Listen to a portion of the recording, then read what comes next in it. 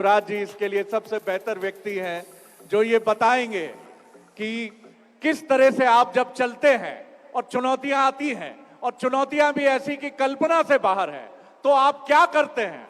मैं ज्यादा वक्त नहीं लूंगा, सीधे आमंत्रित करूंगा मध्य प्रदेश के बीजेपी रूल्ड स्टेट के सबसे ज्यादा लंबे समय तक पद आपके प्रिय मामा जी शिवराज सिंह चौहान। भारत माता की, भारत माता की और मेरे भांजे और भांजियों की।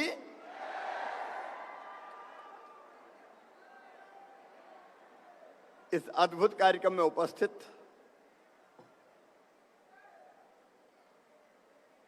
आदरणीय डॉक्टर सुनील कुमार जी, आदरणीय डॉक्टर बीपी बंसल जी, आदरणीय अनिल बंसल जी, सुनील बंसल जी, बंसल परिवार के सभी साथीगण, यहां उपस्थित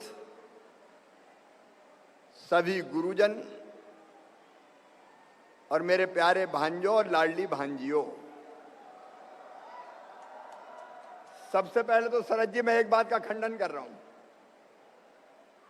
मैं यहां गेस्ट नहीं हूं, अपन तो मामा है और मामा गेस्ट कैसे हो सकता है। मामा तो मां का भाई होता है और ये जो रिश्ता है इससे प्यारा रिश्ता और दूसरा कोई हो नहीं सकता। लेकिन आज मैं यहां के बहुत प्रसन्न हूं और आपको देख के मस्ती के मूड में हूं।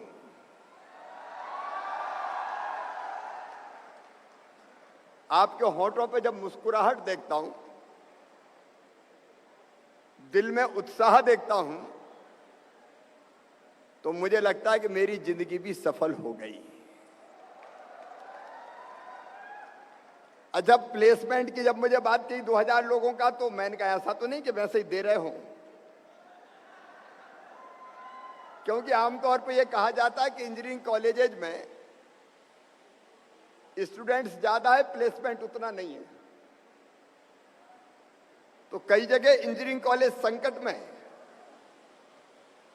लेकिन अनिल जी, सुनील जी, मैं आपको हृदय से बधाई देता हूं और धन्यवाद देता हूं। आज इन बच्चों के चेहरों पर जो मुस्कुराहट दिखाई दे रही है, वो केवल इनके चेहरे की मुस्कुराहट नहीं, वो आपकी सफलता की भी कहानी है। लेकिन जिनका प्लेसमेंट आज हुआ है, ये प्लेसमेंट भी आखिरी मंजिल नहीं है। मैं बचपन से स्वामी विवेकानंद जी को पढ़ता रहा हूं। मैं एक बहुत साधारण परिवार से आता हूं। एक छोटे से गांव जैत में पैदा हुआ, सरकारी स्कूल में पढ़ा। मुझे इंग्लिश मीडियम स्कूल में पढ़ने का मौका नहीं मिला, सरकारी स्कूल में पढ़ा। भोपाल में भी जब गांव से आया तो यहां 6.5 नंबर पे एक माध्यमिक शाला थी, सुभाष स्कूल के पीछे, उसमें पढ़ा। फिर मॉडल स्कूल टीटी नगर में पढ़ा।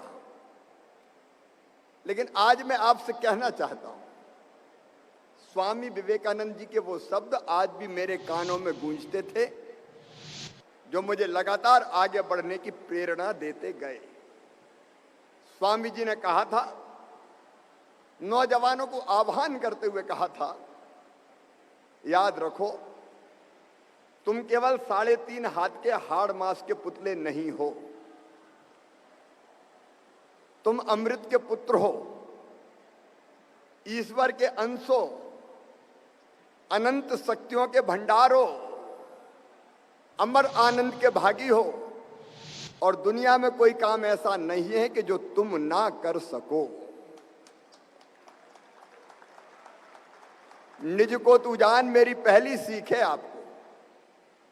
निज को तू जान, जरा क्षमता पहचान, तेरी आत्मा में स्वयं भगवान है रे। हम में से कोई कमजोर नहीं है, भगवान ने बुद्धि कम और ज्यादा थोड़ी किसी को दी है, उसने तो सबको बराबर बराबर ही बांटी है।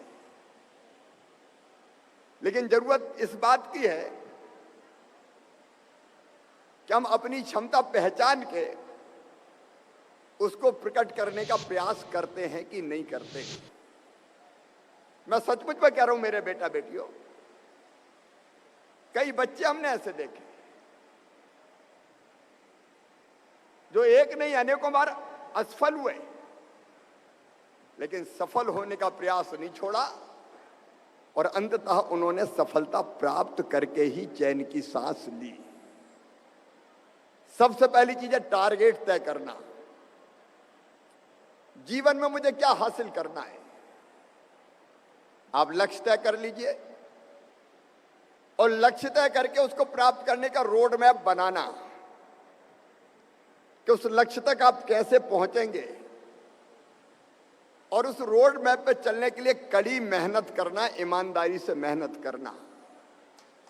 याद रखना, मनुष्य जैसा सोचता और करता है वैसा बन जाता है, कोई उसको रोक नहीं सकता। अब आप कल्पना कीजिए, आप में से कोई बच्चा जिद ठाने के मुझे तो फर्स्ट क्लास फर्स्ट आना है। मैं जब पढ़ता था तो केवल पढ़ता नहीं था, पढ़ने के साथ साथ कई एक्टिविटीज में मैं भाग लेता था। मैं तो इमरजेंसी में जब 1975 में लगा था आपातकाल, तब जेल चला गया था, तब मैं 11th में पढ़ता था। लेकिन दिमाग में तय था कि पढ़ना है शिवराज, तो तेरे मम्मी पापा ने, माता पिता कहते थे, हम बब्बा जी कहते थे पिताजी को, बाबूजी। तो हमेशा मेरे दिमाग में एक बात रहती थी, याद रखना, तेरे माता पिता अपना पेट काट काट के तुझे पढ़ाई की व्यवस्था करते हैं और टारगेट होना चाहिए तेरा फर्स्ट क्लास फर्स्ट, पीछे मत रह जाना। तो मैं जब पढ़ता था तो सचमुच में बताऊं, देखो दो तरह से होती है पढ़ाई।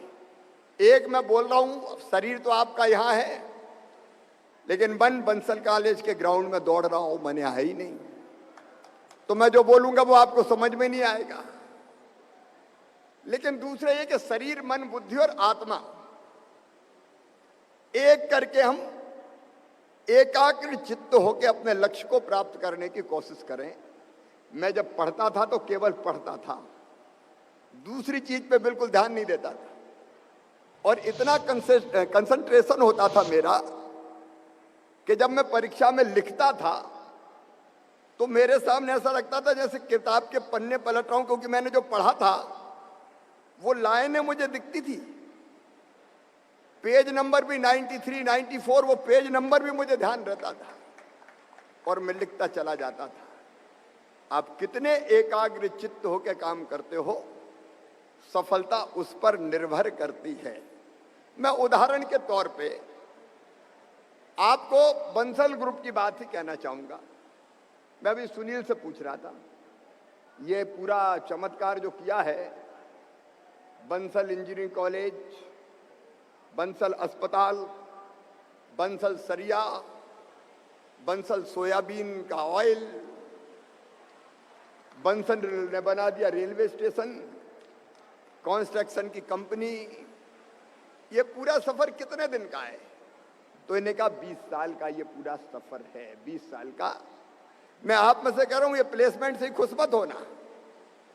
अगर तुम ठाम लोगे तो बंसल ग्रुप ऑफ कंपनीज भी तुम में से हर एक खड़ा कर सकता है, ये तुम्हारा मामा कह रहा है। इम्पॉसिबल दुनिया में कुछ नहीं है। मनुष्य चाहे तो ब्रह्मांड पे भी कमांड कर सकता है, लेकिन चाह लो बस। अब मेरे पिताजी मुझे बनाना चाहते थे डॉक्टर। अच्छा, पढ़ने में हम बुरे नहीं थे।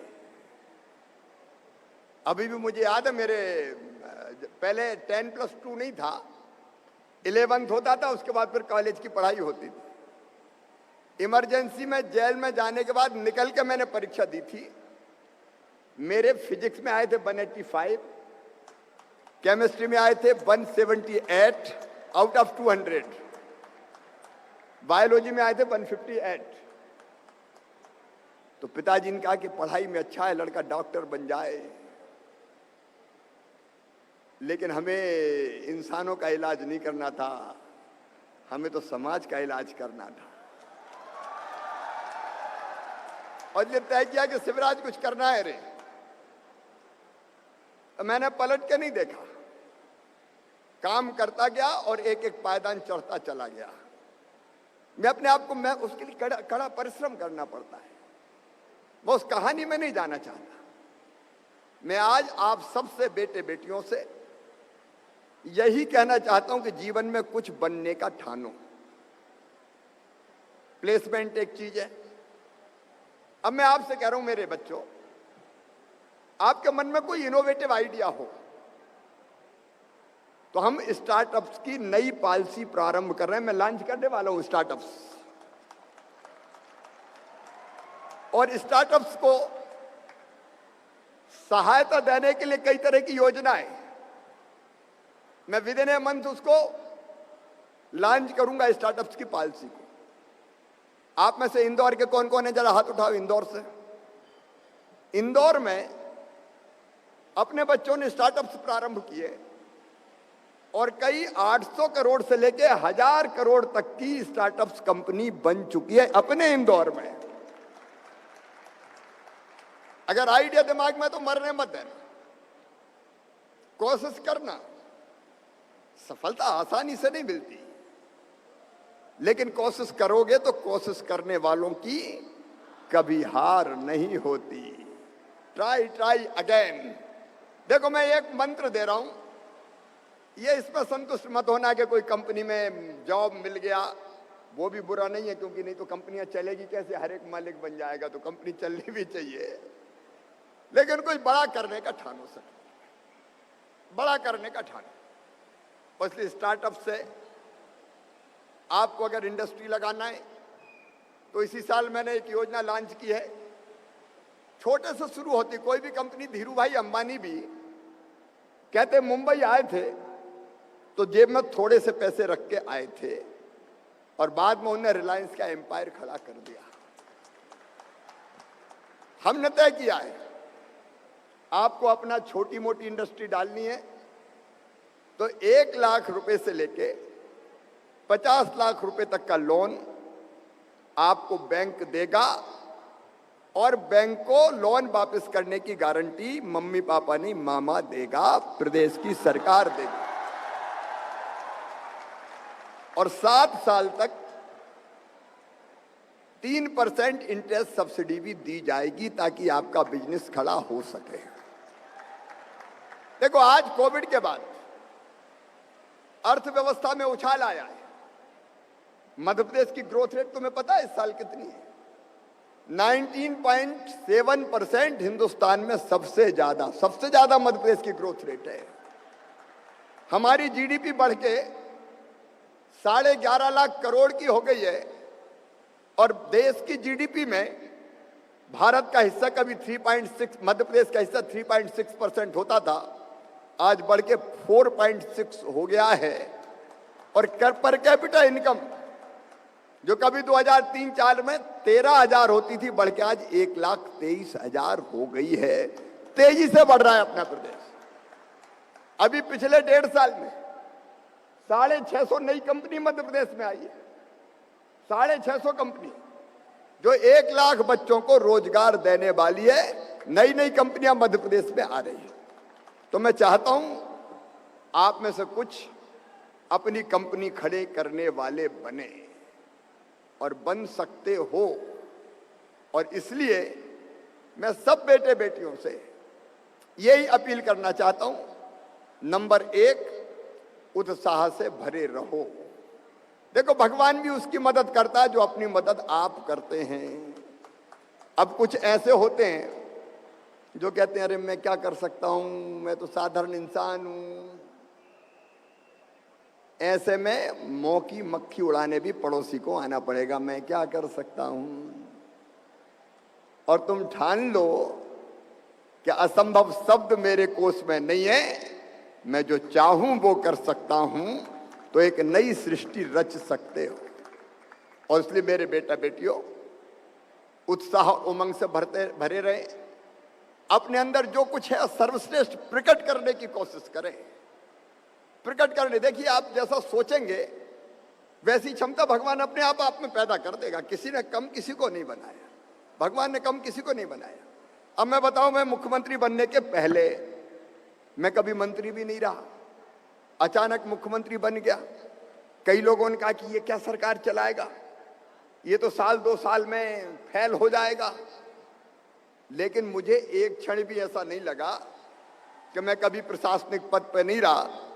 मैं काम करता गया और लगातार मध्य प्रदेश आगे बढ़ता चला गया, और आज सबसे तेज गति से बढ़ने वाला राज्य हमारा हो गया। कोई भी काम हम कर सकते हैं।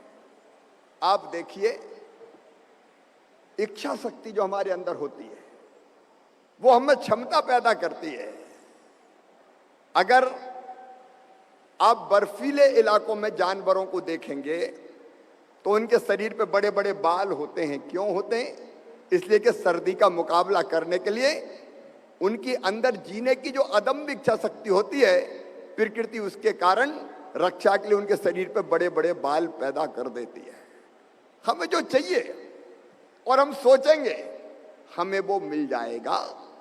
और इसलिए अपने आप को जान लो कि हम सब कर सकते हैं। मैं बहुत लंबी बात नहीं करूंगा, मैं केवल इतनी कहना चाहता हूं कि मेरे मन में तो एक जिद है, एक जुनून है, एक जज्बा है मध्य प्रदेश को हिंदुस्तान के नंबर 1 का और दुनिया का अद्भुत राज्य बना के खड़ा करने का।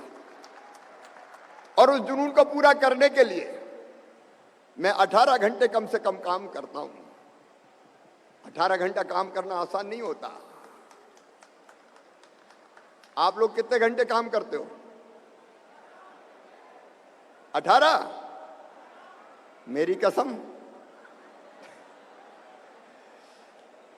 देखिए, सच में हम अगर सोच लें कि करना है, हाँ, शरीर फिट रखना जरूरी है, मन को स्वस्थ रखना जरूरी है। अब मैं रात को 1:30 बजे भी सोऊं तो सुबह 5 बजे 5:30 बजे उठ जाता हूं, और फिर वॉक करना, फिर योगा करना, फिर प्राणायाम करना, और उसी का परिणाम है, और फिर पूजा करना। देखो, हमारी जो भी मान्यताओं, एक ताकत है जो इस सृष्टि का संचालन कर रही है। अलग अलग किसी भी रूप में मानो, लेकिन संचालित होने वाली एक शक्ति, संचालित करने वाली एक शक्ति है। तो एक बार उससे नाता डायरेक्ट जोड़ता हूं। मैं तो डायरेक्ट ही जोड़ता हूं। जब ध्यान में बैठता हूं तो बाकी सब कुछ भूल जाता हूं और फिर काम के लिए मैदान में उतर जाता हूं। और इसलिए जब स्टूडेंट्स के बीच जाता हूं तो स्टूडेंट्स जैसा ही लगने लगता हूं। अभी कोई खूंसट नेता सा दिखाई देता हूं क्या आपको मैं? मन हमेशा उत्साह से भरा रहे। अपना शरीर को फिट रखिए। Modi ji fit India movement चलाते हैं। स्वस्थ शरीर, मन आनंद से भरा हुआ, उत्साह से भरा हुआ। सात्विक कार्यकर्ता के लक्षण बताते हुए भगवान श्री कृष्ण ने कहा था अर्जुन से, मुक्त संगो, अनहमवादी, धृति उत्साह समन्विता, सिद्धि असिद्धियों निर्विकारा, कर्ता सात्विक उच्चते। अच्छा कार्यकर्ता कौन? तो उनका मुक्त संगो, जो संग से मुक्त हो। उसका मतलब यह कि फैसला योग्यता के आधार पर करे। अनहमवादी, जो घमंडी ना हो, और नहीं तो मुख्यमंत्री बन गए तो ऐसा लगे कि अब मेरे बराबर कौन, साला मैं तो साहब बन गया। इतना अहंकार कि आप नीचे देखो ही नहीं। लेकिन अब मेरे पास तो, अब वो उदाहरण सुनील याद होगा, जिस दिन मैं बंसल अस्पताल आया था, सुनील मेरे साथ से नीचे किसी पेशेंट को देख के आ रहा था। एक माँ और पिता अपने छोटे से बच्चे को व्हील चेयर पे लेके मेरा इंतजार कर रहे थे। बच्चे के गोद में मेरा फोटो रखा हुआ था। मैंने पूछा बात क्या है? तो माँ और पिता ने जो कहानी सुनाई, सुनील उसके गवाह है। उनका, हमारे बच्चे को लीवर की बीमारी है और इसी बीमारी से 2 बच्चे हमारे इस दुनिया को छोड़ के जा चुके हैं। अब ये अंतिम सहारा है, अगर ये भी चला गया तो हम भी आत्महत्या कर लेंगे, हमारा इस दुनिया में रहने का कोई मतलब नहीं है। मन तलब गया मेरा। मैंने सुनील से कहा कि इसका इलाज तो कैसे भी करना, चाहे कुछ हो जाए, मुख्यमंत्री स्वेच्छानुदान से मैं भी दूंगा। और मैंने कहा सुनील तुम भी कुछ लगाओ। आप कल्पना नहीं कर सकते बेटा बेटियों ऊर्जा कैसे मिलती है। आज जब मुझे ये पता चला कि वो बेटा लीवर ट्रांसप्लांट हो गया उसका, और स्वस्थ होकर छोटा सा बच्चा था, अब अपने घर चला गया, और जब वो जा रहे थे तो उसकी माँ इतनी दुआएं दे रही थी, मैं मिल नहीं पाया, लेकिन आपने बताया कितनी दुआएं दे रही थी। हमको लगता है जैसे अपनी जिंदगी सार्थक हो गई हो। अगर कोई चीज हासिल हो जाए तो आसमान में मत देखना, जमीन पे चलना। करुणा, दया, प्रेम, स्नेह और दूसरों की मदद करना, जिंदगी की सार्थकता इसी में है। अनहमवादी, धृति का मतलब धैर्य रखना। एक बार में सफलता नहीं, आज कई बच्चों का प्लेसमेंट हो गया, जिनका नहीं हुआ कोई घबराने की जरूरत नहीं है, फिर कोशिश करेंगे। आज नहीं तो कल सफलता मिलेगी, कल नहीं तो परसों सफलता मिलेगी। धैर्य होना चाहिए, चाहे इंडस्ट्री का क्षेत्र हो, स्टार्टअप का क्षेत्र हो, और कोई क्षेत्र हो सकता है एक बार में सफलता ना मिले तो कई लोग घबरा जाते हैं, परेशान हो जाते हैं कि अरे भाड़ में जाए, और कई तो इतने नर्वस होते हैं कि सोचते हैं कि जीने का मतलब ही क्या है। मेरा कहना है बेटा बेटियों धैर्य रखना, कोशिश करते रहो, धैर्य रखना। और तीसरी चीज है उत्साह। मन के हारे हार है, मन के जीते। अगर मन से हार गए तो आप कुछ कर ही नहीं सकते, कभी हारने ही नहीं मन से। अब मैं देखो 18 में 1.25 साल मुख्यमंत्री नहीं रहा, मैं तो निराश फिराश नहीं हुआ। डंडा उठाया और लड़ाई कर निकल पड़ा। जहां गड़बड़ होती थी मेरा आंदोलन, मेरा प्रदर्शन, मेरे माध्यम में सिकन तक नहीं आई। 1.25 साल बाद फिर मुख्यमंत्री बन के आ गया। काय को आ रहे में कोई निराश फिराश होने की कभी जरूरत नहीं है। एक बार में सफलता नहीं मिली तो दूसरी बार मिलेगी। और काम ऐसा करना, मैं अंत में एक ही तरीका आपको बताना चाहता हूं। काम कैसे करना? फल की इच्छा के बिना। ये गीता में भगवान श्री कृष्ण ने कहा है कि कर्म करने में तेरा अधिकार है, परिणाम अपनी चिंता आप करेगा। हमेशा फल की सोचते रहोगे तो काम में मन ही नहीं लगेगा। सफलता मिल गई तो ठीक है, और नहीं मिली तो फिर से कोशिश करेंगे, हारेंगे नहीं। इस भाव से काम करेंगे तो लगातार आगे और आगे बढ़ते जाएंगे। मेरी अनंत शुभकामनाएं। देखो सचमुच में मैं जब बच्चों को देखता हूं तो मेरा रोम रोम पुलकित हो जाता है। बेटियां बैठी है, मैंने योजना बनाई लाडली लक्ष्मी योजना। आज 43 लाख लाडली लक्ष्मी बेटियां मध्य प्रदेश की धरती पर है। वो बेटियां जिनको मैंने गोद में खिला के लाडली लक्ष्मी का प्रमाण पत्र दिया था, वो आज 12वीं में आ गई, फर्स्ट ईयर में पढ़ रही है। और इस साल मैंने तय किया है कि ऐसे बेटियों की निःशुल्क परीक्षा मेडिकल इंजीनियरिंग कॉलेज की, IIT IIM की भी करवाई जाएगी। वो पढ़ते रहे और पढ़ते रहे। और मेधावी बच्चे जितने भी हैं, मैं आपके माध्यम से उनको संदेश देना चाहता हूं। कई परिवारों की आर्थिक स्थिति ठीक नहीं होती, ऐसे में बच्चे क्या निराश हो जाएं? गरीब परिवार में पैदा होना क्या कोई पाप और अभिशाप है? तो मैं ये कहता हूं बेटा बेटियों नहीं। और इसलिए मैंने बनाई मेधावी विद्यार्थी, मुख्यमंत्री मेधावी विद्यार्थी योजना, जिसमें हमने तय किया है कि मेडिकल कॉलेज, चिन्हित engineering college, IIT IIM NEET CLAT किसी भी परीक्षा के माध्यम से अगर उनका एडमिशन उच्च शिक्षण संस्थानों में हुआ तो वहां भी उनकी फीस मम्मी पापा नहीं, मामा भरवाएगा। निराशा के लिए कोई जगह नहीं। लक्ष्य तय करो, रोड मैप बनाओ, आगे बढ़ो, सफलता तुम्हारे कदम चूमेगी। और जो कमर कस के दृढ़ निश्चय करके आगे बढ़ते हैं तो उनसे तो जमाना कहता है, वो देखो पास खड़ी मंजिल इंगित कर तुम्हें बुलाती है, साहस से बढ़ने वालों के माथे पर तिलक लगाती है। सफलता तुम्हारे माथे पर तिलक लगाने को बेकरार है। आगे बढ़ो और उसे प्राप्त करो। पूरे बंसल ग्रुप की टीम को मैं अच्छे कॉलेज के लिए, आप अलग अलग ढंग से इनोवेशन कर रहे हैं, ऑनलाइन पढ़ाई से लेके नई टेक्नोलॉजी का इस्तेमाल करके, और आपने अनुशासन का भी पालन किया। एनसीसी है, यहाँ एनएसएस है, और बच्चों की अटेंडेंस अगर पूरी नहीं है तो वो सख्त होना बच्चों के हित में है। और इसी के कारण सफलता का सक्सेस रेट ये है कि 2000 बच्चों का प्लेसमेंट हो रहा है। मैं आपको भी बधाई देता हूं। बहुत बहुत धन्यवाद। बहुत बहुत धन्यवाद माननीय मुख्यमंत्री शिवराज सिंह चौहान जी। और आपके इस प्रेरणादायी उद्बोधन के बाद याद है आपको क्या कहा इन्होंने कहा लक्ष्य तय कीजिए और रोड मैप बनाइए, और उसके साथ मानव के उत्कृष्ट मानवीय मूल्य, धैर्य, करुणा, प्रेम, एक दूसरे की मदद करने का भाव, इनको लेकर आगे बढ़िए। और विवेकानंद जैसे अद्भुत मोटिवेशनल स्पीकर्स को जरूर पढ़िए। शिवराज जी के बारे में कुछ चीजें छोटी छोटी सी मैं आपकी अनुमति से शिवराज जी जरूर कहना चाहूंगा। आपके एक बहुत अभिन्न मित्र कहते हैं आपके लिए, इनके लिए कहते हैं कि ये एक परीक्षा पास करते हैं चुनाव रूपी, और जिस दिन रिजल्ट आता है और ये अच्छे नंबर से पास होते हैं, अगली परीक्षा की तैयारी शुरू कर देते हैं। ये नहीं सोचते कि कितने नंबर आए, क्या हुआ, नहीं, अभी ये करना है।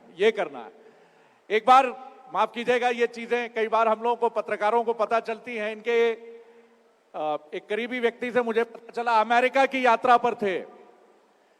वहां सुषमा जी उस समय विदेश मंत्री थी और मध्य प्रदेश के विदिशा से वो रिप्रेजेंट करती थी। हेलीकॉप्टर आसानी से इनको अवेलेबल हो जाता। अमेरिका से न्यू जर्सी जाना था। दूतावास से सीनियर ऑफिशियल्स आए, पूछा शिवराज जी से हेलीकॉप्टर लगेगा? इन्होंने कहा क्या जरूरत है, अपन तो सामान्य लोग हैं, गाड़ी से चलेंगे, 2 घंटे लगेंगे तो क्या हुआ, न्यू जर्सी पहुंचाएंगे। ये इनके व्यक्तित्व की वो चीजें हैं कि जैत का एक लड़का 6 दशक पहले जिसका जन्म होता है नर्मदा किनारे एक सुंदर से गांव में। आप भी सामान्य अगर हैं और होंगे ही, मैं भी एक बहुत सामान्य परिवार से आता हूं, लेकिन मैं शिवराज जी से प्रेरणा लेता हूं। शिवराज जी जब अपनी असाधारण मेहनत से 17-18 घंटे काम करके वहां पहुंच सकते हैं तो रास्ता हम सबके लिए भी खुला है। इनके एक राजनीतिक मित्र मुझसे कहते हैं उनकी मेहनत हमारे बीच में और उनके बीच एक बहुत बड़ा अंतर पैदा करती है। वो जितनी मेहनत कर लेते हैं, हम सोचते हैं अभी हम सो के उठेंगे, वो 200 किलोमीटर आगे निकल गए होते हैं। ये एक बड़ा अंतर है।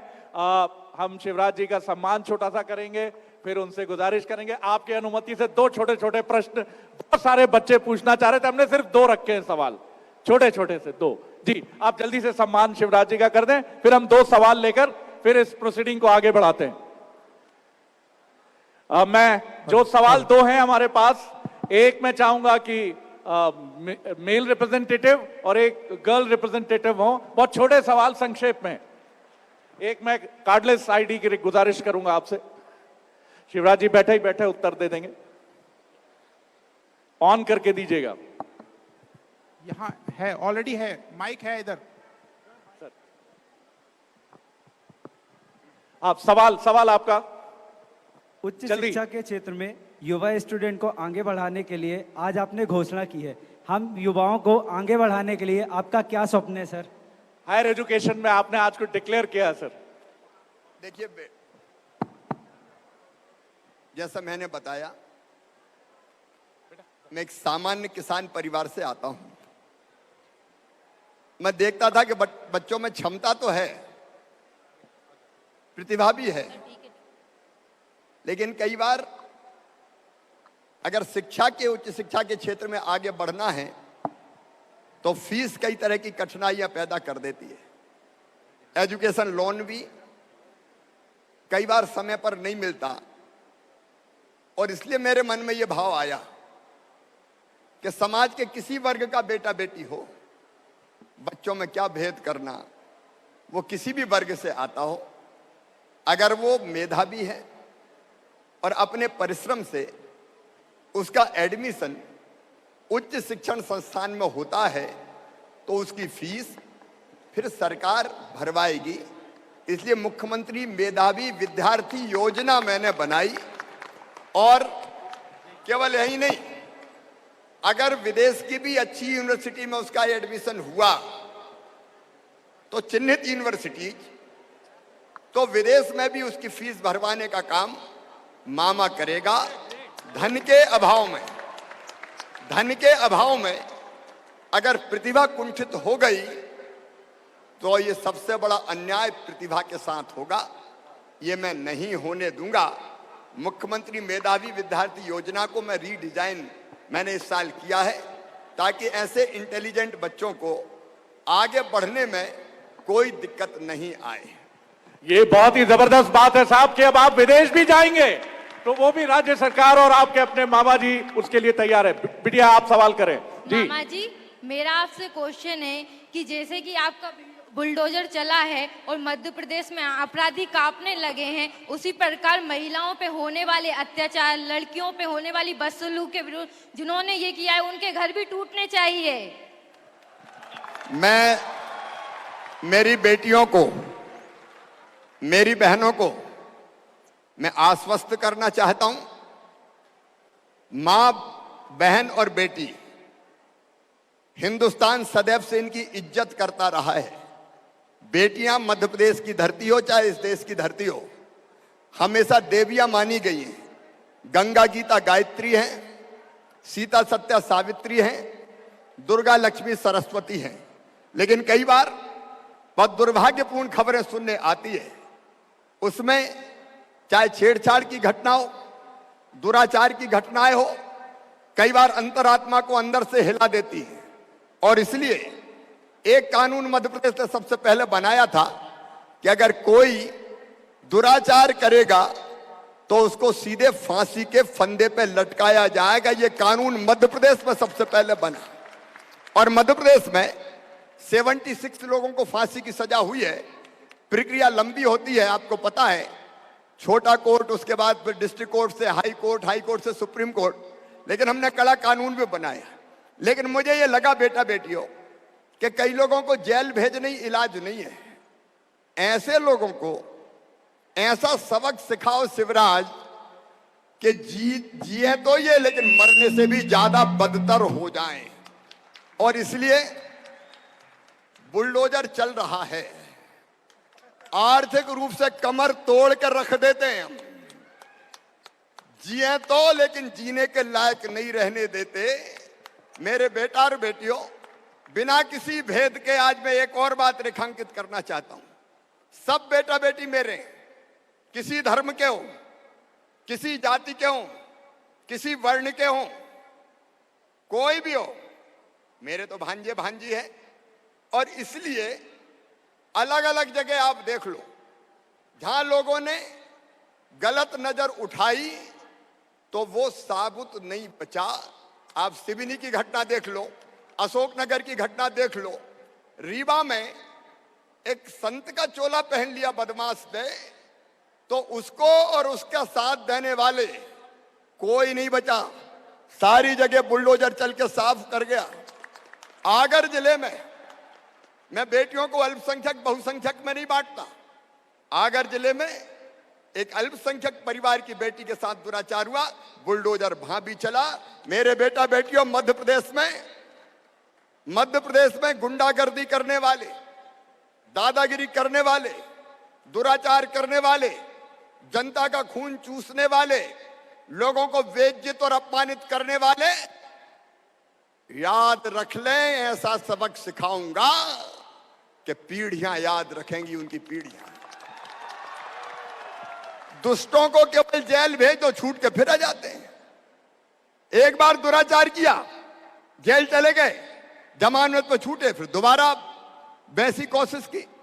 और इसलिए दिल ने कहा कि मामा अब तो ऐसा सबक सिखा कि बाकी 17 बार सोचें कुकर्म करने के पहले। और इसलिए ये कड़ी कार्रवाई जारी है। एक बात और आज बताना चाहता हूं, पिछले 2 साल में हमने माफियाओं के खिलाफ जो अभियान चलाया, अलग अलग माफिया, कितनी जमीन मुक्त कराई आपको पता है? 21,000 एकड़ जमीन हमने छुड़ाई है। 21,000 एकड़ जमीन जिन्हें दबा रखी थी गलत ढंग से, अवैध कब्जे थे, अतिक्रमण थे। और वो 21,000 एकड़ जमीन मैं गरीबों को मकान बनाने के लिए दे दूंगा जिनकी आर्थिक हालत ठीक नहीं है। और इसलिए बेटी ने सही सवाल किया, कार्रवाई होगी, बुलडोजर चलेगा।